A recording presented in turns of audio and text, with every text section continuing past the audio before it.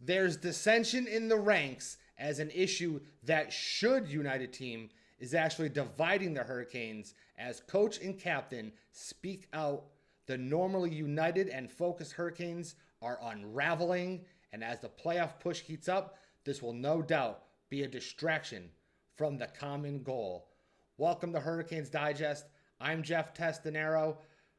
Views are great. Views are up. Comments are up. Let's smash that subscribe button. Let's get the subscribers up. Make this the number one Hurricanes anything right here on the internet. I love that you Caniacs are watching. Gotta hit that subscribe button, man. Gotta hit that subscribe button to get everything. Speaking of everything, I've said it before. I said it in probably 2 other videos besides this one. And I'm going to say it again.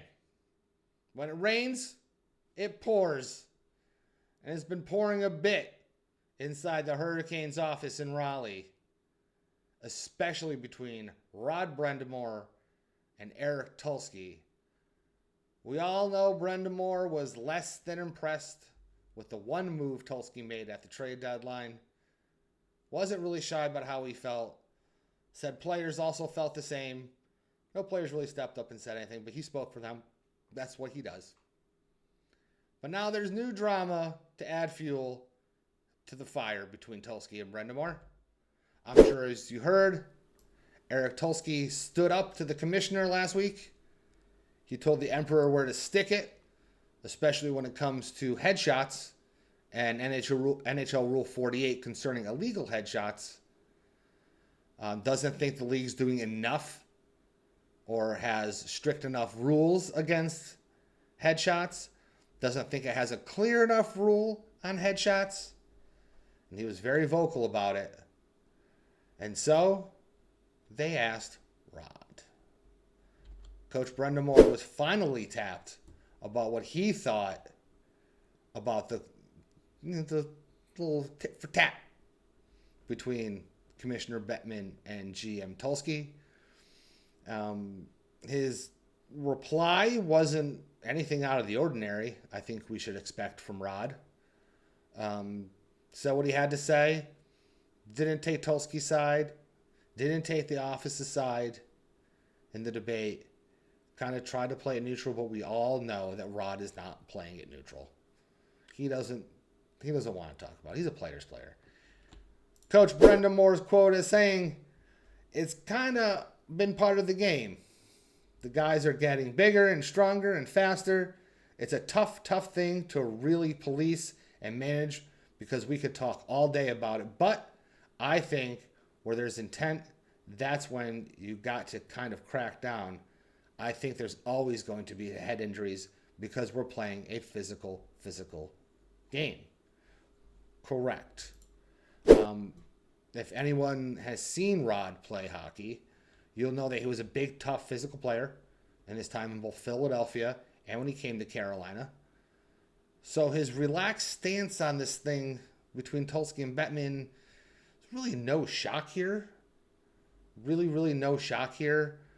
He's not going to go directly at the league and say that changes need to be made and guys need to be punished more because, Rod's a player's coach. Rod's one of the boys. Rod's one of the guys. So, his stance on this isn't surprising. I think what kind of gets me is he didn't even try to defend Tulsky. He didn't say something like, it is what it is, but, commendable to Eric for, standing up for the boys. Because that's what Tulsky's doing. He's standing up for the boys. No matter how you feel about him, he's standing up for the boys. So the fact that even Rod couldn't even jump on Tulsky's side for that is kind of bewildering.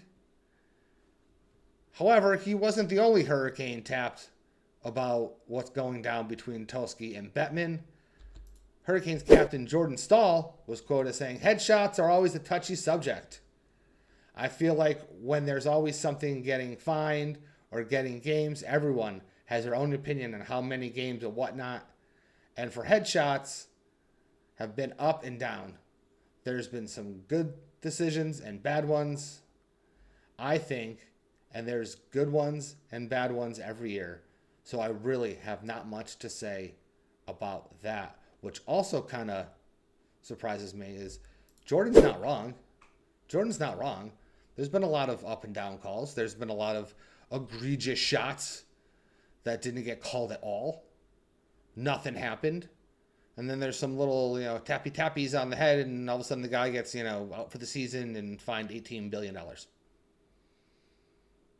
Which I think is Tulsky's point, is there's no actual clear stance on being reprimanded for headshots, especially the illegal ones, which every headshot, I believe, is illegal.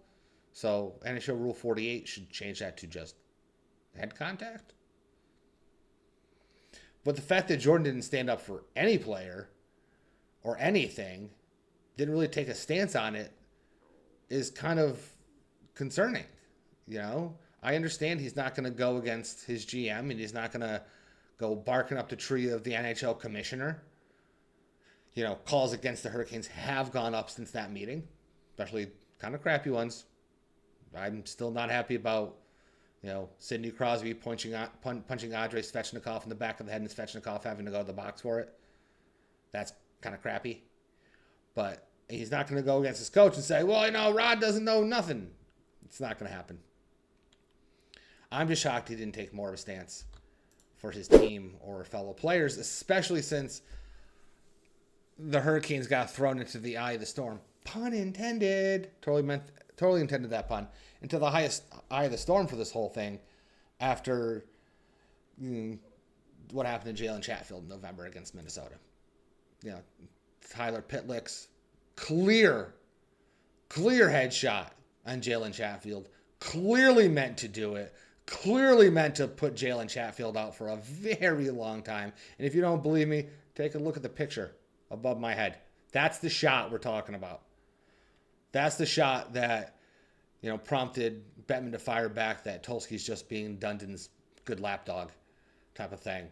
That's the kind of thing we're talking about. Pitlick's only got ejected from the game. There were no fines. There were no suspensions. There was nothing that happened. And that is what Tulsky's getting at. And that is why I'm curious as to why Rod and Stahl didn't take Tulsky's side on this thing. It comes down to player safety. Both are players. One's a coach who used to be a player. Stahl, two brothers are already retired from the league. One of three, Mr. Stahl, probably will end up in an office, probably assistant coach with the Hurricanes at some point. So I'm shocked they didn't jump on Tulsky's side for the boys. I really, really, really am. The hit was definitely a scary one for everyone on the Hurricanes, all of us Caniacs watching. But the fact that Brind'Amour wouldn't stand up for his GM concerning this kind of thing is kind of odd to me. There's no secret that Rod is a player's player. He was rough and tough on the ice, ice water in his veins, very old school type of player, especially when he was in Philadelphia. So really no surprise that he's not going to stand up and say that, more players should be suspended for hits because it is a physical game. He's not going to stand with some number crunching guy from the office who never laced up a pair of skates, never skated on the ice for any NHL team.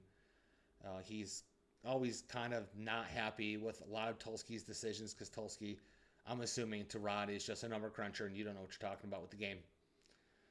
But this just furthers the icy relationship between Tulsky and Brind'Amour, and it's becoming more and more noticed. And don't tell me it's not. It's become very, very noticeable. Even when it comes to player safety, which boggles my mind. Which absolutely boggles my mind. So thank you everybody for watching Hurricanes Digest. Don't forget to like, comment, subscribe. Love all the comments. Even the negative ones. Yes, I do know I'm talking about with hockey, but whatever. Whatever floats your boat, bud. Get those subscribers up. Smash that subscribe button. Got a big game coming up against Montreal pretty soon. So with that, for Hurricanes Digest, I'm Jeff Testanero. See you later, Caniacs.